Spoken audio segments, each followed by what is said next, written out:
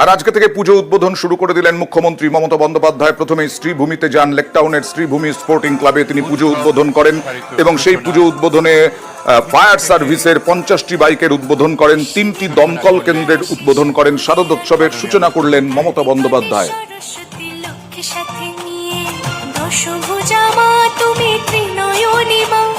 শ্রীভূমিতে তোমার রূপের নেই তুলনা, তোমায় দেখি মা ও দুর্গা মা।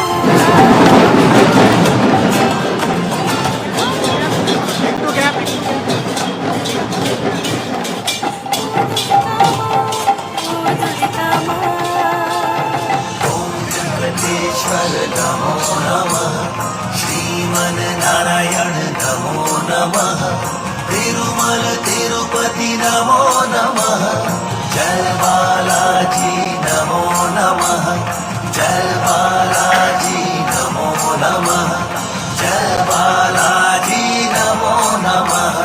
তাই তো ভালোবাসি শ্রীভূমিতে আসি, দুর্গা বেশে তোমায় খুব দেখতে ভালোবাসি, প্রেমে পড়ে তোমায় দেখে মা ও দুর্গা মা।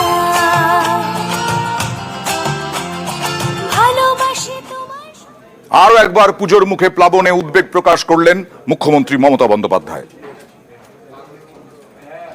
এবারে চারিদিকে বন্যা হয়েছে, উত্তরবঙ্গ থেকে দক্ষিণবঙ্গ।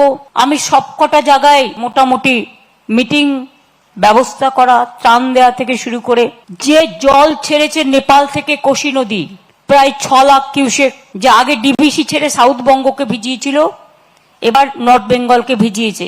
এটা তো ম্যানমেড ফ্লাড তৈরি করে দেওয়া।